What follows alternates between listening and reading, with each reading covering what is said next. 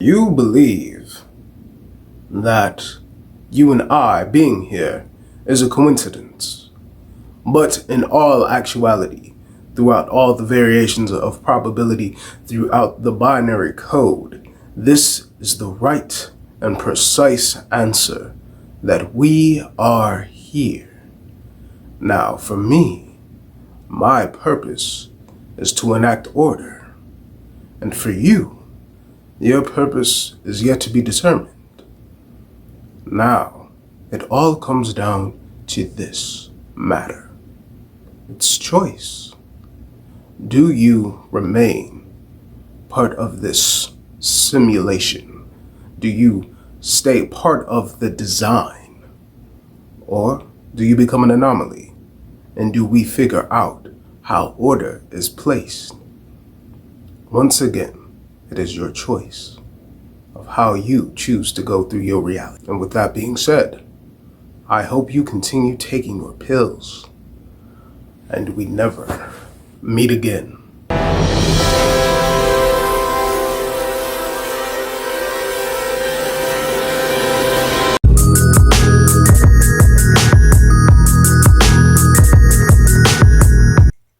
Welcome everybody, I'm RJ of The Nerdy Brew, and here on this channel we talk TV, movies, and everything in between, all while drinking a cup of coffee. Now if you like one of those things or all of those things, why don't you consider subscribing, and hit that notification bell and becoming a fellow Brewster. So today, fellow Brewsters, we are having a coffee talk of Matrix Resurrections. Now, before me shooting the video, I was pondering and thinking, how am I gonna have this conversation with y'all? And I just came down to the point of talking pros and cons of the entire movie, and also spoilers. So if you have not seen the movie, please go see it, or just avoid this video. But if you happen to see it, please come back and have some coffee with me. So I'm gonna tell you what I generally liked about this movie at first. So what I did like from this movie is that this is a continuation. I do definitely very much so see it as a sequel of the previous three after Matrix Revolutions. And with it being Matrix Resurrections, it lives up to the name. It gives a lot of detail on why things have been resurrected and what's new evolved into the world. Certain things that I did like, as I said, there's going to be spoilers. So there was the use of, and they hinted on it in in the sequels, that man and machine need each other. So in this movie, they definitely update that and highlight that sentient programs are able to have a relationship and have functioning bodies with the humans.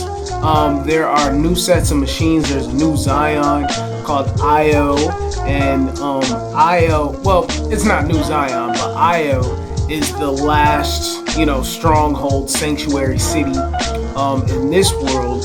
But there's a lot of new technology. They have clouds. They have technology to recreate fruit. They're not eating slop anymore. And that's the new technology. And there's relationships between man and machine, where the machines freely come and go within the Io city. They're still in a place of scarcity, where the machines are the dominant group, and they're still hiding from them. But with everything that Neo accomplished in Revolutions, he did. I mean, they're not running from the machines anymore, but they're just hiding better. And that was highlighted in the movie. Also, I'm trying to see, I didn't like very much of this movie. So I'm trying to talk about what I did like before I get into what I didn't.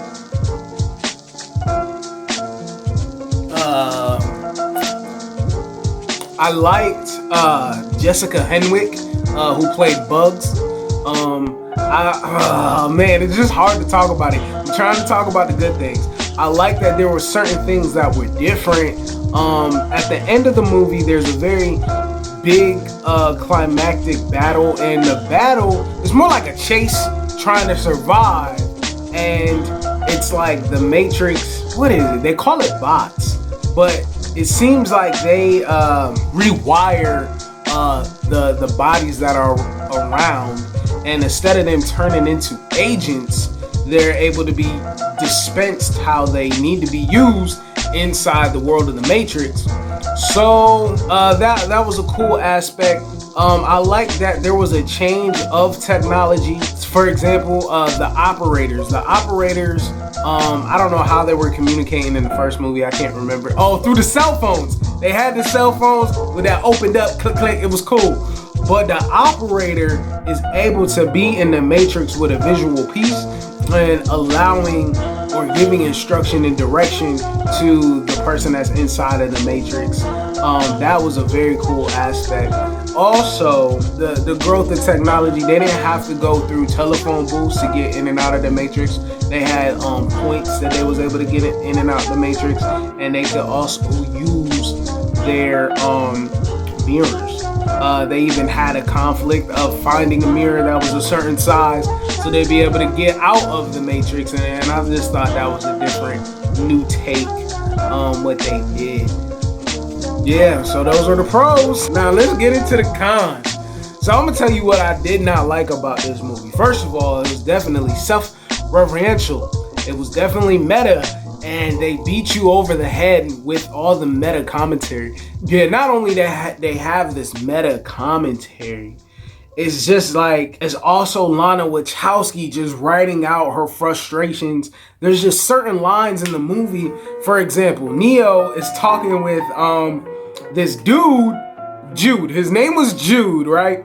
And Jude happened to be a program. They bring it out, and they're not menacing agents anymore, but he was a program that was monitoring Neo, right? So it was like to see how he was moving or maneuvering through the world and checking up on him and stuff like that. It was relatively just like a spy, but it was as his friend or a co-worker. And Jude was like, man, do you know how much the Matrix changed my life? Like, he just said it, and I was one of those people. And I just feel like Lana Wachowski, the writer, director, creator of the Matrix world, one half, would say, or she would go through those kind of conversations of people just saying that to her. You know how much the Matrix has changed my life? And they just had that just dead on with Neo talking. And the thing they did with Neo was, it is Neo. Neo is involved in this world. But the thing about Neo is that his mind is being subdued through being a pill popper of the blue pills, and his mind is being suppressed of him not knowing what's real or who he is, but he's still fighting that inclination to wake up.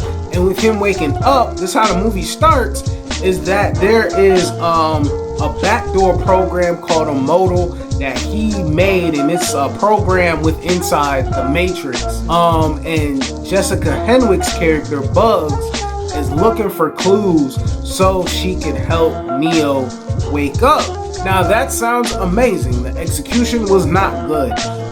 And Yahya Abdul-Mateen's character as the new Morpheus became self-aware and grew his intelligence inside of that program, running again and again, and he ended up exploring and being more. But one thing that had it open up, and I had this conversation with my friend Neo, who's a friend of the channel, shout out to Neo.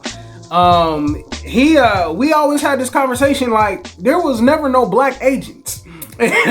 So the movie starts off with him being a black agent, but he is actually a program that is constructed by Neo that has two aspects or personalities between OG Morpheus and Agent Smith, and he was just able to be molded into his own character.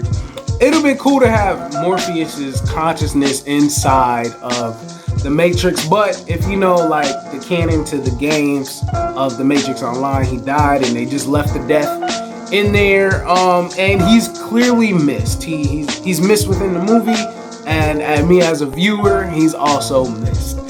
They do bring back Niobe, and Niobe is head of this city of Io, and with her being head of the city of Io, the city is definitely less militant. They still have structure of a military or law enforcement organization or rank, but it is definitely more of an earthy, feminine atmosphere, and nothing's wrong with that. But it was just different, and that's what they was bringing out that was new. Now we have Neil Patrick Harris, and Neil Patrick Harris was this character who was the psychiatrist. Psychiatrist was from the Matrix comic books, but he's not that character. He is a psychiatrist, but they call him the Analyst, and the Analyst was a program, like an updated version. You could call him more like an algorithm that wanted to run the Matrix efficiently so the machines could live. And at one point, because of the situation, I don't know what happened, but there was a civil war between red-eyed machines and blue-eyed machines, and that civil war was based on energy, and that civil war happened between them. And I kind of felt like it was like the Analyst and maybe Sati, and Sati shows back up. That's the little girl from the third movie, and she's grown up now. And I felt like it was that faction of whatever efficiency that they wanted to have within the Matrix against the old version of the Matrix. And this Matrix is a new Matrix, like a new version of the Matrix, you know? So, you know, there was iPhone 12 and there's iPhone 13. This was the newer version of the Matrix. And the thing about the Matrix, we learned that there is a binary duality with Trinity and Neo to make it run efficiently. So their ties of their relationship goes beyond, you know, the physical world, but they're like biologically, you know, or synaptically, I don't know, energyly tied together, right? And with the new version of the Matrix, they were trying to shake off the cobwebs of Neo. So Neo is learning back in, trying to walk again, like physical rehabilitation, trying to get back into the world again. And then they cut to the end of the movie, not the end of the movie, but he's trying to get Trinity to wake up. And Trinity has her own life within the Matrix of being a wife and a mother. And she's like, I don't know if I'm programmed to do that or that's really what I wanted for myself. She said she don't know. They end up waking up, they touch hands, and she wakes up, and then there's like all these zombies, which in the Matrix, and they're trying to survive to escape, and I think that was pretty cool. But I did not like the new Agent Smith, and I'm not trying to compare or contrast, but I just felt like having the new Agent Smith in the movie, and then with it being self-referential, like I said, and being meta, they did a lot of clips again and again, or remembering things from the last movie. So it was just a whole lot of heap of member berries. Yeah, remember Alex? Remember Ghostbusters? Oh, I remember. And they just keep throwing it. Remember this, remember that, and the fight scene between the new Smith and Neo was reminiscent of the first one from the movie. And it just, there was a lot of good of the new stuff, but it just was so heavy-handed of lifting up weight on this, holding on to the old things. And then Lana Wachowski is like, you know, everybody's stuck on their phones. Cinema was better, books are better, but everybody just wants reboots. And it was just like, sounded like an old person, like, you darn kids don't know what fun is, you know what I mean? And it just was very overhanded and overt about these convictions and feelings, and nothing is wrong with that. Artists and creators have every chance of their own word, to be expressed and to be given, and we are consumers. But as a consumer, I'd rather be part of escapism. You know what I mean? And I kind of don't want to be preached at. And I feel like this movie was just a hodgepodge of things where it wasn't put together in a cohesive way. And then they tried to wrap up everything so fast. And I don't know. It's just so many issues that I have with it. And if I said anything else, I'll probably get this channel or the video probably wouldn't circulate. And it would be very toxic masculine views, and I'm not gonna put that out there because that's not who I am as a person. But yeah, as I was saying, man, there was just a lot of things that was just very heavy-handed, very preachy about the way of the world right now, and that the people inside the Matrix know that the property of the Matrix is a thing. To them it's a video game, but it all happened, right? And I like the mystery or the mystique of what is the Matrix. That was a very good marketing campaign. I felt like this had a very good marketing campaign, but when it came to the movie, it was a very lesser movie. And I'm gonna bring this video to an end, but I will give it a Nerdy Brew grade of a varying 6.1. Because there was things that I did like about it, but the rest of the movie is very floundering for me. But I would love to know your thoughts down in the comments below. I'll tell you this, go see The King's Man. That movie is way better. Good time at the movie theater. And I'll give you my thoughts on the next video. But I'm gonna bring this video to an end, and I want you to be you, do you, see the bigger picture. Have a fantastic day, because you deserve it. This is that channel.